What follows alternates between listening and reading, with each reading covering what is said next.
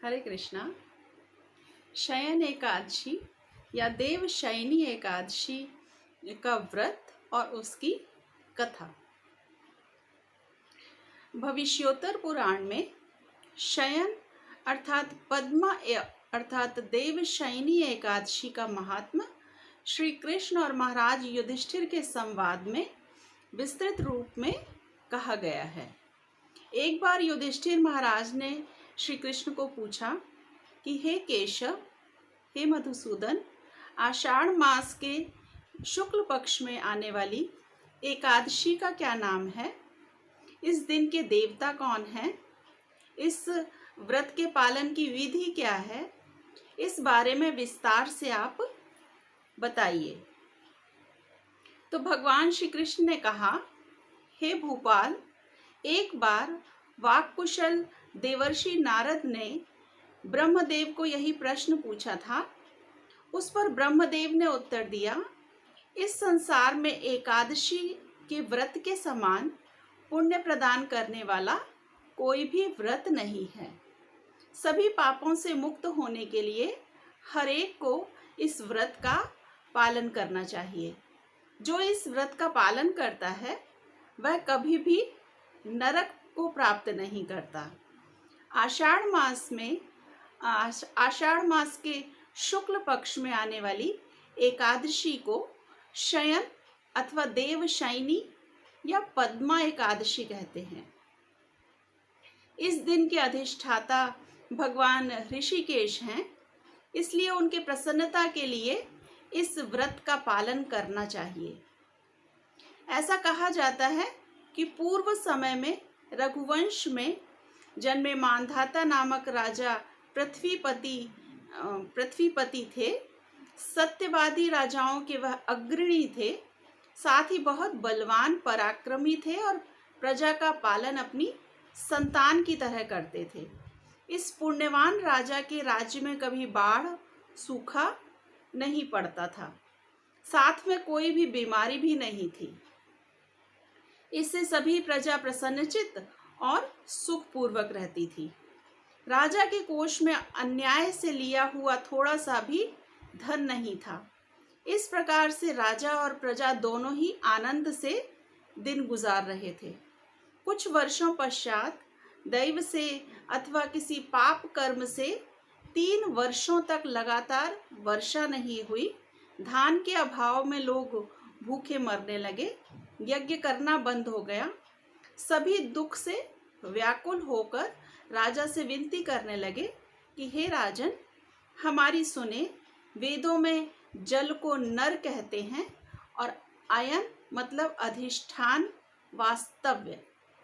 इसी से भगवान का नाम एक नारायण है। जो हमेशा जल में वास्तव्य करता है वह वर्षा का मूल कारण है। वर्षा से अनाज होता है, अन्न से सबका पोषण होता है। इसीलिए हे राजन, आप कुछ उपाय करें जिससे सब जगह पुनः शांति की और सुख की स्थापना हो जाए। तो राजा ने कहा, आपने जो कहा वह सत्य है। अन्नपूर्ण ब्रह्म है, सभी अन्न पर आश्रित हैं। वेदों और पुराणों में कहा गया है कि राजा ने किए हुए पाप के कारण यह परिस्थिति निर्माण होती है, पर मुझे ज्ञात नहीं हो रहा कि मुझसे ऐसा कौन सा पाप हुआ है उससे यह परिस्थिति निर्माण हुई है। फिर भी अपने प्रजा के हित के लिए मैं प्रयास करूंगा। ऐसा कहकर अपने मुख्य अधिकारी और सैनिकों के साथ ब्राह्मणों को प्रणाम करके राजा ने वन में प्रवेश किया। वन में भ्रमण करते हुए उन्होंने अनेक आश्रमों को भेंट दी और एक दिन सौभाग्य से उन्हें अंगिरा मुनि मिले। अंगिरा मुनि ब्रह्मा जी के पुत्र थे और बहुत तेजस्वी थे। जितेंद्रिय राजा मंदत ने उन्हें देखकर प्रणाम किया और हाथ जोड़कर उनसे प्रार्थना की और मुनि ने भी राजा को आशीर्वाद दिया। उसके पश्चात ऋषि ने राजा के आगमन हेतु विचारणा की, प्रजा के बारे में पूछा। राजा ने कहा, हे भगवान, मैं धर्मनिष्ठा से राज करता हूँ। फिर भी मेरे राज्य में वर्षा नहीं हुई। इससे मेरी प्रजा बहुत दुखी है। इसका कारण क्या है, यह मुझे समझ में नहीं आ रहा है। कृपया मेरे प्रजा में सुख समृद्धि किस प्रकार आएगी, इस विषय में आप मुझे कहिए। तो अंगिरा मुनि कहने लगे, हे राजन, वर्तमान युग सतयुग है। सभी युगों में ये सर्वश्रेष्ठ है, परंतु इस युग में केवल ब्राह्मणों को तपस्या करने का अधिकार है। परंतु तुम्हारे राज्य में एक शूद्र तपस्या कर रहा है। उसी की तपस्या से तुम्हारे राज्य पर यह परिस्थिति आई है। इसलिए तुम्हें उस शूद्र को मारकर प्रजा में सुख समृद्धि लानी चाहिए। तो राजा ने कहा कि हे ऋषिवर, तपस्या में मग्न निष्पाप व्यक्ति को तो मारना असंभव है। कृपया आप मुझे अन्य कोई सुलभ उपाय बतलाइए। तो अंगिरा मुनि ने उत्तर दिया कि इस परिस्थिति में पवित्र पद्मा या देवशयनी अर्थात शयन एकादशी का पालन आपको तथा आपकी प्रजा को करना चाहिए। इसके पालन से राज्य में वर्षा होगी। यह एकादशी आषाढ़ मास के शुक्ल पक्ष में आती है। इस व्रत के पालन से व्यक्ति सभी पापों से मुक्त होता है और उसके अंतिम ध्येय प्राप्ति के मार्ग की रुकावटें भी दूर हो जाती हैं।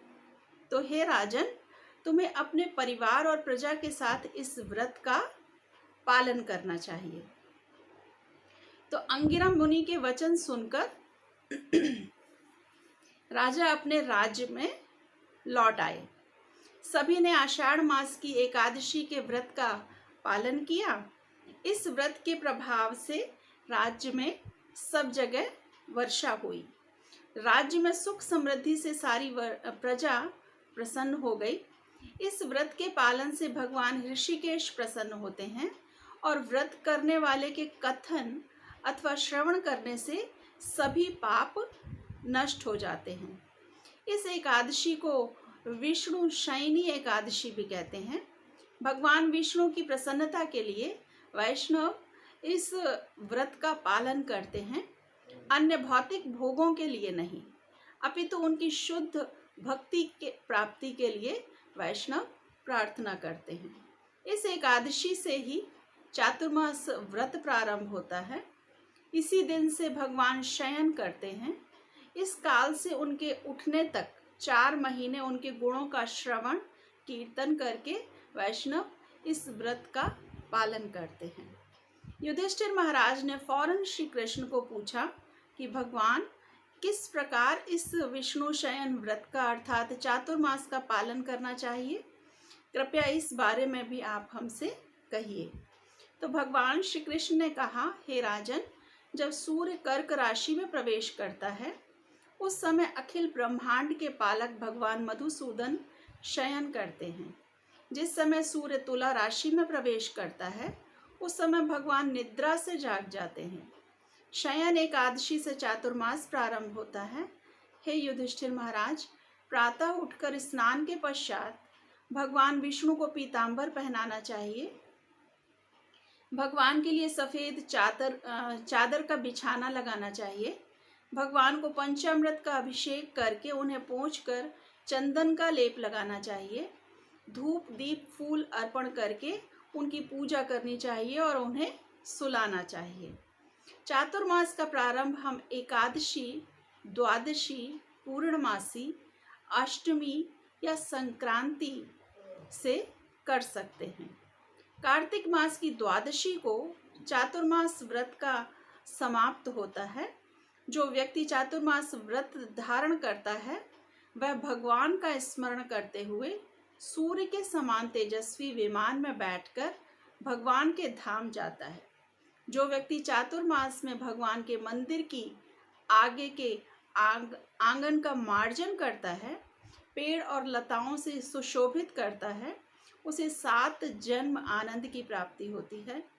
साथ में भगवान को घी का दीपक अर्पण करने से व्यक्ति समृद्ध और भाग्यशाली बनता है। जो व्यक्ति मंदिर में प्रातः संध्या और दोपहर में गायत्री मंत्र का जप 108 बार करता है वह पापमय कार्य में रत नहीं होता। व्यास देव इस व्यक्ति पर प्रसन्न होते हैं और उसे विष्णु लोक की प्राप्ति होती है। जो व्यक्ति विद्वान ब्राह्मण को 28 अथवा 108 मिट्टी के बर्तन भर के तिल दान करता है, वह काया, वाचा व मन से सभी किए हुए पापों से मुक्त होता है। भगवान जनार्दन जब तक निद्रा में रहते हैं, उस समय तक व्रतधारी व्यक्ति को पलंग पर नहीं सोना चाहिए। दिन में एक बार ही अन्न ग्रहण करने का अथवा बिना परिश्रम जो कुछ भी प्राप्त उसे खाना या व्रत धारण करना चाहिए।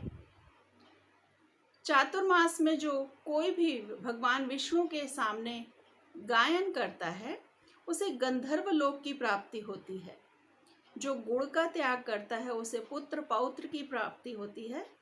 तेल वर्ज करने से व्यक्ति रूपवान होता है, उसके सभी शत्रुओं का नाश होता है। जो व्यक्ति अपनी खुशी के लिए फूलों का उपयोग नहीं करता, उसे विद्याधर लोक की प्राप्ति होती है। पान खाना वर्जित करने से व्यक्ति निरोगी होता है। भगवान श्री कृष्ण की प्रसन्नता के लिए जो दही दूध का त्याग करता है, उसे गोलोक की प्राप्ति होती है। जो नाखून अथवा केश नहीं काटता, उस व्यक्ति को भगवान के चरण कमलों को स्पर्श करने का पुण्य मिलता है। जो भगवान के मंदिर की परिक्रमा करता है, वह हंस विमान में सवार होकर भगवत धाम को जाता है। हरे कृष्णा।